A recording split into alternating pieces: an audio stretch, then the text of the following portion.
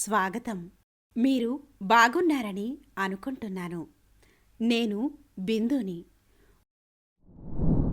వాతావరణంపై మునుపటి సెషన్లో మనం గాలుల వర్గీకరణ మరియు వాటి ప్రభావాలు మరియు వాతావరణం మరియు వాతావరణాన్ని మార్చడంలో గాలుల పాత్ర గురించి చర్చించాము.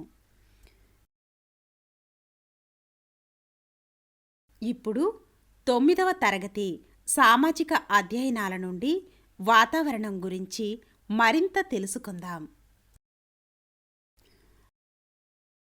అభ్యాస ఫలితాలు. మీరు దీని గురించి అర్థం చేసుకోగలరు.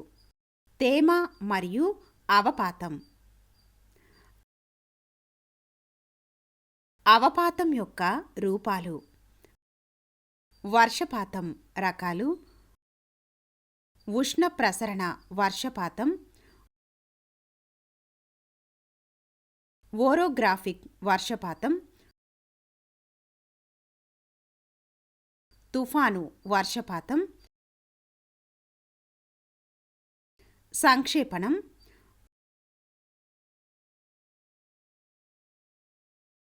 ఓరోగ్రాఫిక్ వర్షపాతం పర్వత అవరోధంపై తేమతో కూడిన గాలిని ఎత్తడం వల్ల ఏర్పడే అవపాతం. వర్షపాతం గాలిని వేడి చేయడం మరియు చల్లబరచడం వల్ల వర్షాలు కురుస్తాయి. సంక్షేపణం ఆవిరి లేదా వాయువును ద్రవంగా మార్చడం.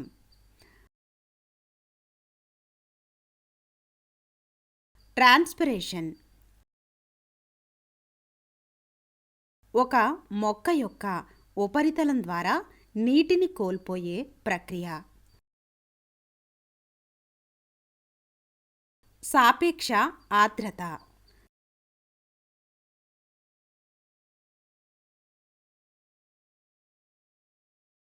సాపేక్ష ఆర్ద్రత అనేది గాలిలో ఎంత తేమ ఉందో దానితో పోలిస్తే ఎంత తేమ ఉందో వివరించే మార్గం. మంచు బిందువు గాలిలో నీటి ఆవిరి సంతృప్తమయ్యే ఉష్ణోగ్రత మరియు నీటి బిందువులు ఏర్పడటం ప్రారంభమవుతుంది.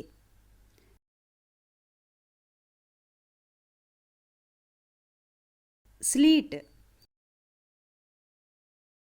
స్లీట్ అనేది పాక్షికంగా గడ్డకట్టే వర్షం. వడగళ్ళు రాయి.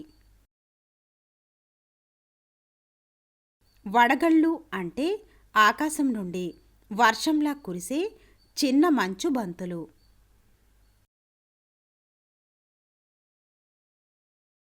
రెయిన్ షాడో పర్వతాల గాలికి వచ్చే ప్రాంతం కంటే తక్కువ వర్షపాతం పొందే పర్వతాలలోని ఉన్న ప్రాంతం.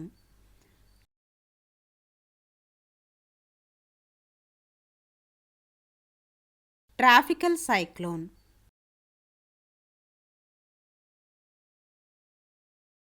ఉష్ణమండల తుఫాను అనేది భూమధ్య రేఖకు సమీపంలో భూమి యొక్క వెచ్చని భాగంలో వెచ్చని సముద్ర జలాలపై వృత్తాకార గాలి కదలిక.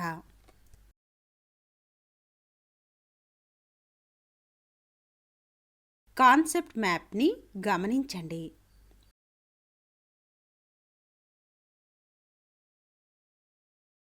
మనం ఇప్పుడు మరిన్ని అంశాలను అర్థం చేసుకుందాం. తేమ మరియు అవపాతం. వాతావరణంలో నీటి చక్రం ఎలా పనిచేస్తుందో మనం గుర్తు చేసుకుందాం. హైడ్రోస్పియర్ మరియు వాతావరణం ఒకదానితో ఒకటి ఎలా సంకర్షణ చెందుతుందో మీరు అర్థం చేసుకోవచ్చు. వాతావరణంలో నీటి ఆవిరి చాలా ముఖ్యమైన భాగం. చాలా ప్రదేశాలలో వాతావరణంలోని నీటి ఆవిరి పరిమాణం కాలానుగుణంగా మరియు మారుతున్న వాతావరణ నమూనాలలో భాగంగా మారుతుంది.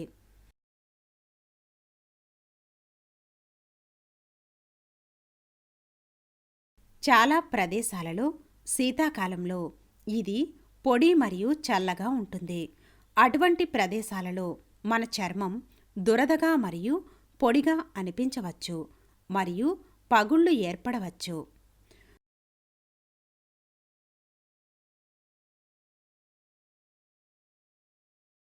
అధిక ఉష్ణోగ్రతతో కలిపి నీటి ఆవిరి మీకు ఉల్కగా మరియు చెమటగా అనిపిస్తుంది.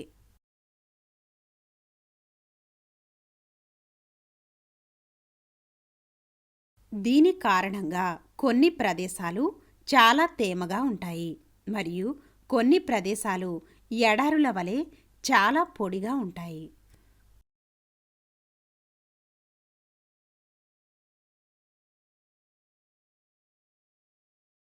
వాతావరణంలోని తేమ నీటి ఆవిరి ద్వారా నీటి వనరుల నుండి మరియు ట్రాన్స్పిరేషన్ ద్వారా మొక్కల నుండి ఉద్భవించింది.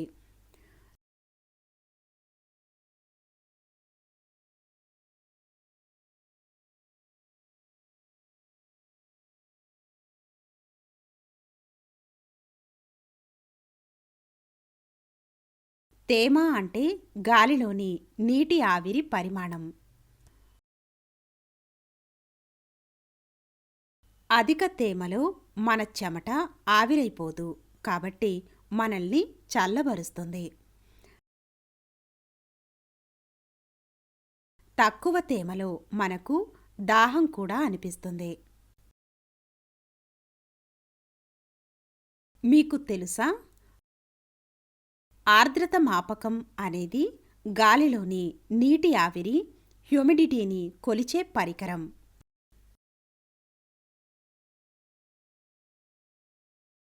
సాపేక్ష ఆర్ద్రత భావనను ఉపయోగించడం ద్వారా మనం తేమను వ్యక్తీకరించవచ్చు. సాపేక్ష ఆర్ద్రత మధ్య నిష్పత్తి ఇచ్చిన ఉష్ణోగ్రత మరియు పీడనం వద్ద గాలి పట్టుకోగల గరిష్ట నీటి ఆవిరి మరియు ఏ సమయంలోనైనా అది కరిగి ఉన్న నీటి ఆవిరి యొక్క వాస్తవ పరిమాణం.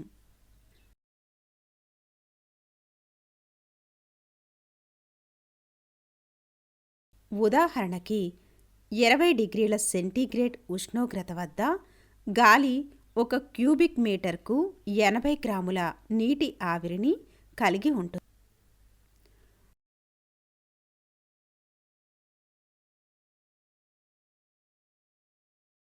అసలు నీటి ఆవిరి 40 గ్రాములు మాత్రమే ఉంటే సాపేక్ష ఆర్ద్రత 50%. ఉష్ణోగ్రతలో తగ్గుదల లేదా నీటి ఆవిరి చేరికతో సాపేక్ష ఆర్ద్రత పెరుగుతుంది. ఉష్ణోగ్రత పెరుగుదల మరియు నీటి ఆవిరి తగ్గడంలో సాపేక్ష ఆర్ద్రత తగ్గుతుంది.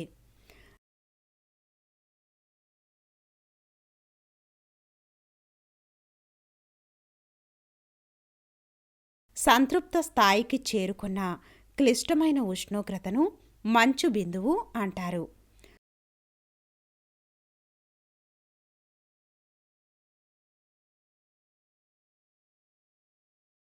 వాతావరణంలో 100% సాపేక్ష ఆర్ద్రత ఉంటే దానిని సంతృప్త స్థాయి అంటారు.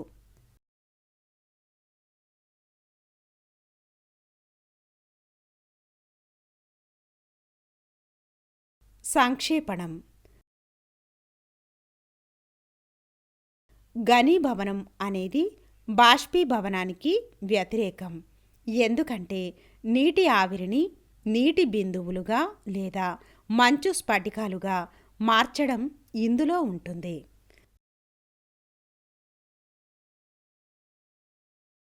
సాపేక్ష ఆర్ద్రత 100% మించి ఉన్నప్పుడు వాతావరణంలో ఉన్న అదనపు నీటి ఆవిరి నిమిషాల నీటి బిందువుల వలె ఘనీభవిస్తుంది.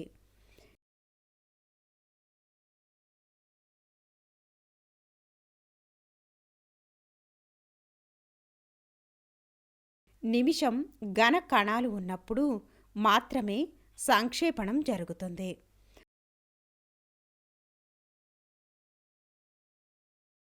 వాతావరణంలో ఉంది సంక్షేపణం ఉపరితలంపై కూడా జరుగుతుంది.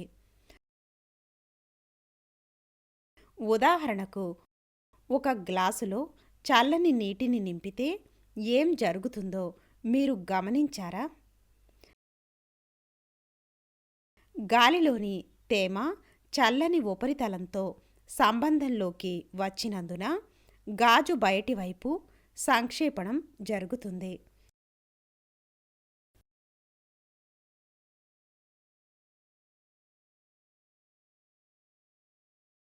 మొక్కల వంటి ఉపరితలాలపై నీటి ఆవిరి ఘనీభవించినప్పుడు మంచు బిందువులు ఏర్పడతాయి.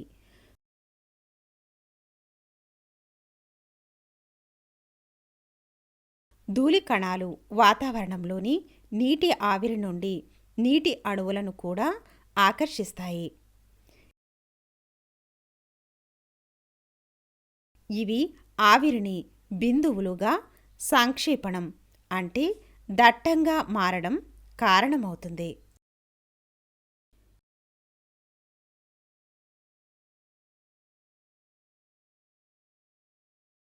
ఈ బిందువులు మిలియన్లు మరియు మిలియన్లు కలిసి వివిధ రకాల మేఘాలుగా కనిపిస్తాయి. మేఘాలు తగినంత చల్లగా ఉంటే అవి మంచు స్ఫటికాలను కూడా కలిగి ఉండవచ్చు.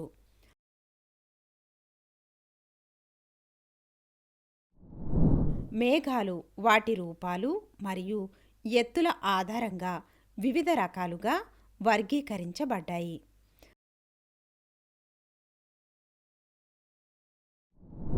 ఉదాహరణకు, సిరస్ మేఘాలు ఎక్కువ స్థాయిలో, క్యుములస్ మేఘాలు మధ్య స్థాయిలో, స్ట్రాటస్ దిగువ స్థాయిలో, నింబస్ వర్షాన్ని భరించే మరియు నిలువు మేఘాలు.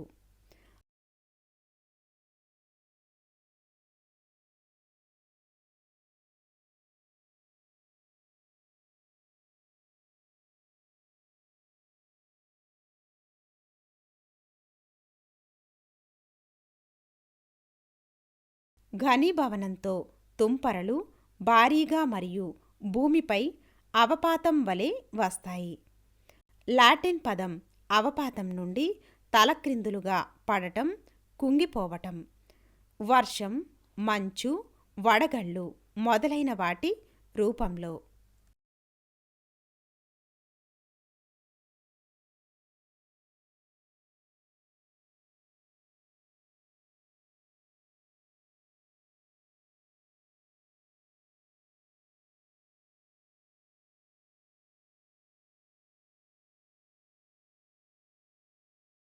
ఈ బిందువులు భూమి యొక్క ఉపరితలానికి చాలా దగ్గరగా ఘనీభవించినట్లయితే చుక్కలు తేలికగా ఉంటాయి మరియు మనకు పొగమంచు వస్తుంది.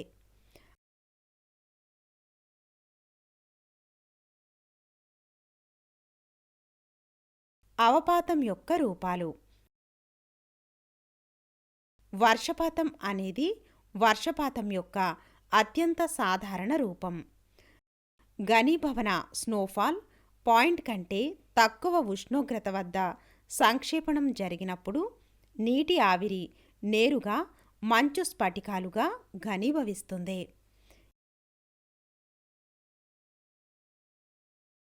ఇవి బూజు లేదా మంచు పొరలుగా భూమిపై పడవచ్చు.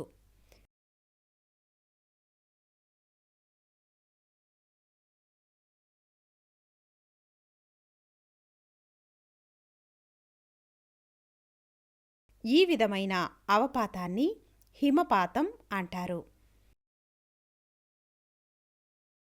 మధ్య మరియు ఎత్తైన అక్షాంశాలు మరియు పర్వత ప్రాంతాలలో హిమపాతం చాలా సాధారణం.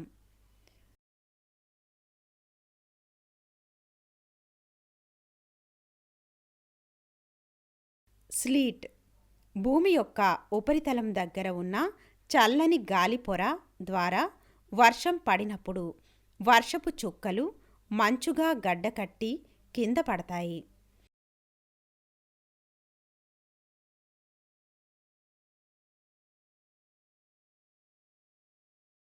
ఈ విధమైన అవపాతాన్ని స్లీట్ అంటారు.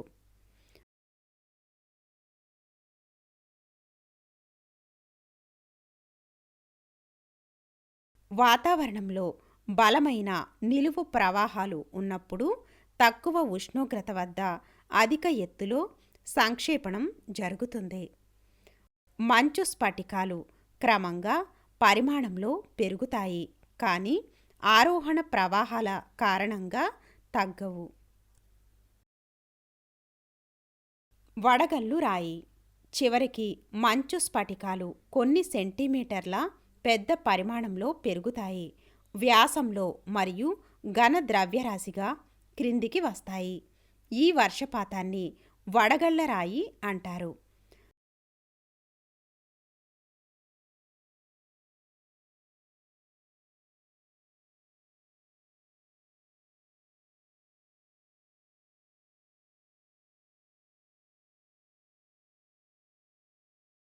వడగళ్ల వాన వల్ల పంటలు, భవనాలకు నష్టం వాటిల్లుతుంది.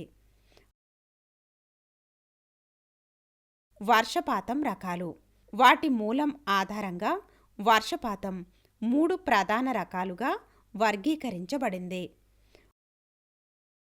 ఉష్ణ ప్రసరణ వర్షపాతం, ఒరోగ్రాఫిక్ వర్షపాతం,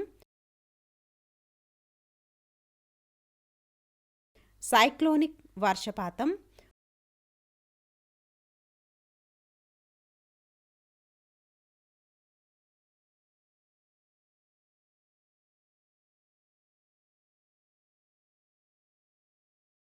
ఉష్ణ ప్రసరణ వర్షపాతం అంటే వేడి చేసిన నేలపై తేమ గాలి చుట్టుప్రక్కల గాలి కంటే వెచ్చగా మారినప్పుడు మరియు బలవంతంగా పైకి లేచినప్పుడు ఈ రకమైన వర్షపాతం జరుగుతుంది. ఈ బలవంతపు గాలి అప్పుడు విస్తరిస్తుంది, చల్లబరుస్తుంది మరియు నీరు ఏర్పడడానికి ఘనీభవిస్తుంది. ఉష్ణ ప్రసరణ వర్షపాతం తక్కువ అక్షాంశాలలో మరియు ఖండాల అంతర్భాగంలో వేసవి రోజులలో సాధారణంగా ఉంటుంది.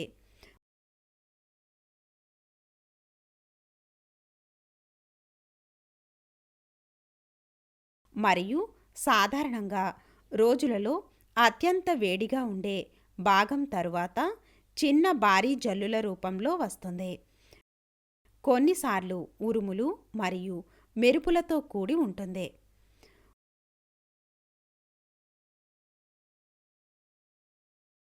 ఓరోగ్రాఫిక్ వర్షపాతం. ఇది కొన్నిసార్లు ఓరోజెనిక్ వర్షపాతం అని కూడా అంటారు.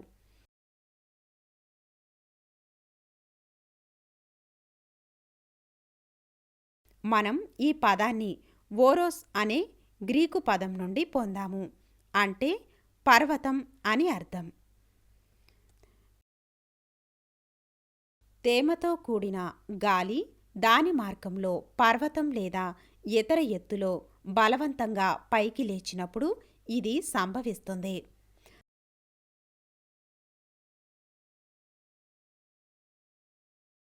అందువల్ల అనేక పర్వత శ్రేణుల గాలి వైపులా భారీ అవపాతం పడుతుంది. అయితే గాలి క్రిందకి కదులుతున్న లేవార్డ్ వైపులా తక్కువ వర్షపాతం పడుతుంది.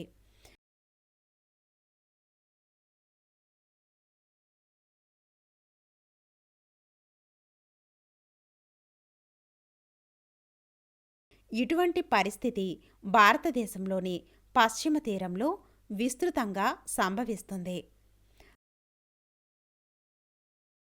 అరేబియా సముద్రం నుండి తేమగా ఉండే గాలి పశ్చిమ కనుమల ద్వారా బలవంతంగా పైకి లేస్తుంది. ఫలితంగా విస్తరణ, శీతలీకరణ మరియు వర్షపాతం ఏర్పడుతుంది. పశ్చిమ కనుమలకు అవతలి వైపున అవరోహణ గాలి తేమ లేకుండా ఉంటుంది మరియు అందువల్ల దక్కన్ పీఠభూమి యొక్క మధ్య భాగంలో వర్షం పడదు.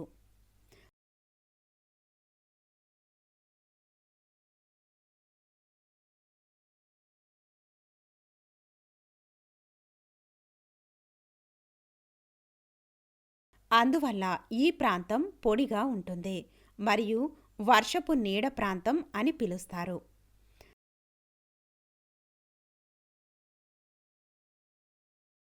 సైక్లోనిక్ వర్షపాతం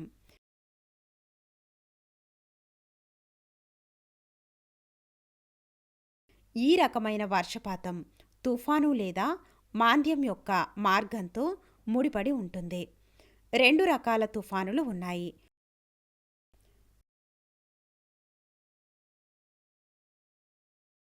ఉష్ణమండల తుఫానులు మరియు సమశీతోష్ణ తుఫానులు. సైక్లోన్ అనే పదం గ్రీకు పదం కైక్లోన్ నుండి ఉద్భవించింది. దీని అర్థం తిరుగుట.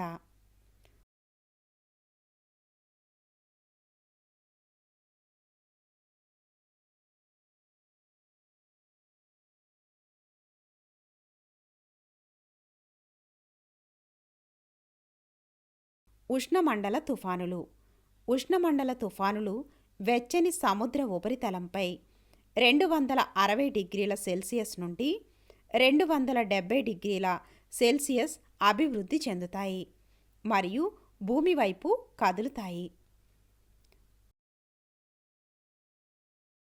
తుఫానుల కదలిక వల్ల గాలులు పైకి లేస్తాయి. పైకి లేచిన గాలి భారీ వర్షపాతం ఇస్తుంది.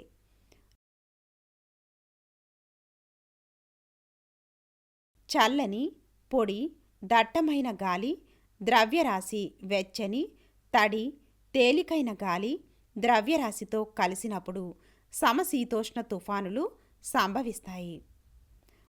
వెచ్చని గాలి తేలికగా ఉండటం వలన దట్టమైన, చల్లని గాలి ద్వారా పైకి లేపబడి వర్షపాతం ఏర్పడుతుంది.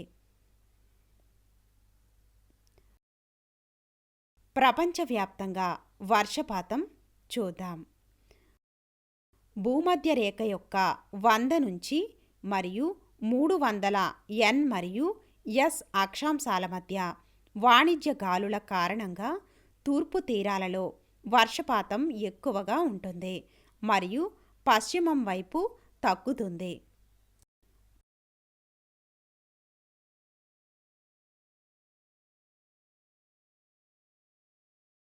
పశ్చిమాన కారణంగా భూమధ్య రేఖ యొక్క 400 మరియు 600 N మరియు S అక్షాల మధ్య పశ్చిమ తీరంలో వర్షపాతం ఎక్కువగా ఉంటుంది మరియు తూర్పు వైపు తగ్గుతుంది.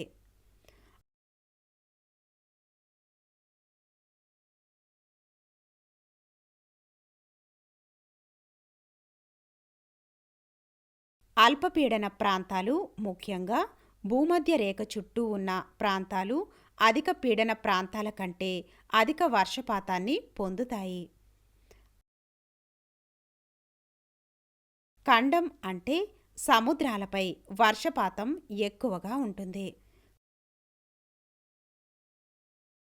కాబట్టి ఇదంతా వాతావరణాన్ని ప్రభావితం చేసే తేమ, అవపాతం మరియు వర్షపాతం యొక్క రకాలు. మీకు ఈ వీడియో నచ్చిందని ఆశిస్తున్నాను.